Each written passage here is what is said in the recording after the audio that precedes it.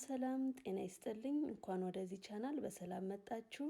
እንግዲህ ስራዎቼንም እየተከታተላችሁ ላይክ ሼር ለምታደርጉ ሁሉ የከበረ ምስጋናዬን እያቀረብኩኝ ቤተሰቤም ሆናችሁ ስራዎቼን ለምታስተዋውቁ ሁሉ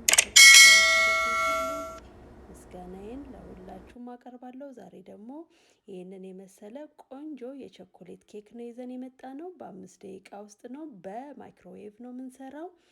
ምንም ጊዜ አይፈጅብንም። ያው ክሬሙን ለማዘጋጀት 2 ደቂቃ ማይክሮዌቭ ውስጥ ለማስገባት 5 ደቂቃ 7 ደቂቃ ያክል ቆንጆ ኬክ እናገኛለን።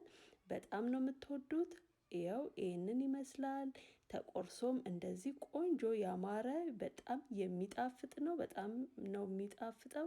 አሁን ቀጥታ ወደ ስራው እንሄዳለን። እሺ ተመልካቾቼ የሚያስፈልጉኝን ግብአቶች አቅርቤያለሁ። እዚህ ጋር አንድ ካፕ የሚሆን ኦል ፐርፐስ ፍላወር አለኝ። ማንኛውም ዱቄት ማለት ነው፣ ፍርኖ ዱቄት ማለት ነው የምጠቀመው።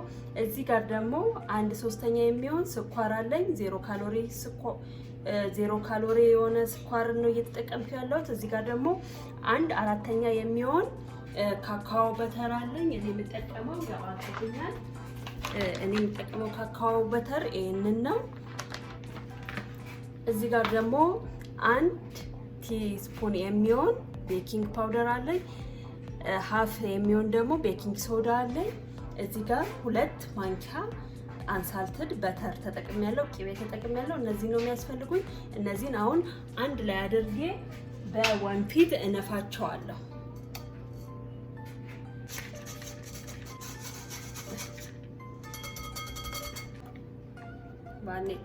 እዚህ ጋር 1 ማንኪያ የሚሆን ቫኒላ እጠቀማለሁ።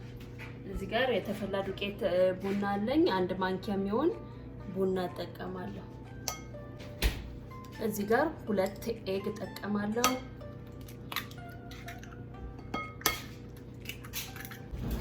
በፈጣን መንገድ ነው እንግዲህ የምንሰራው። አሁን ይሄንን በብሌንደር መተዋለሁ።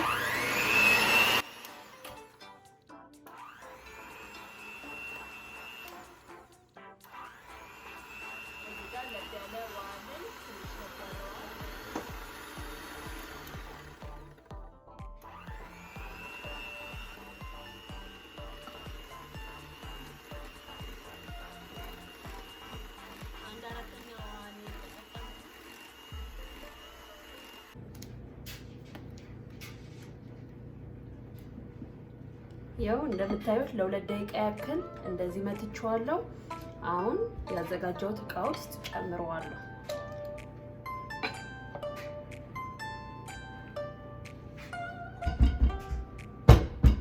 ያው እንደምታዩት ልክ እንደዚህ አደርገውና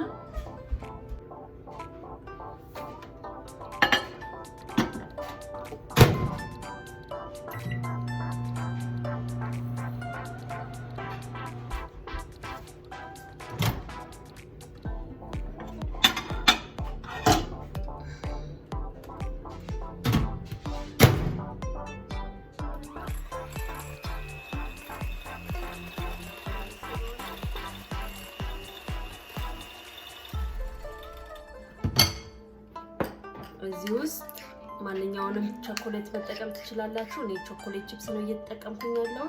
ቸኮሌት ቺፕስን አቅልጬዋለሁ። እዚህ ውስጥ ጨምረዋለሁ።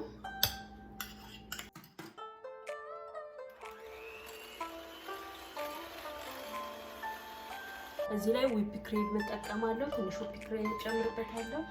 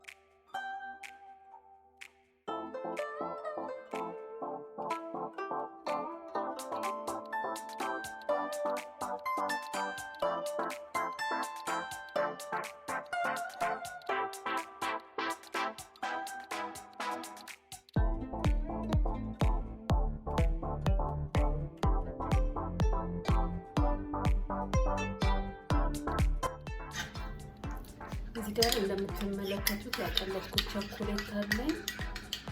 ቸኮሌቱን አደርግበታለሁ ማለት ነው።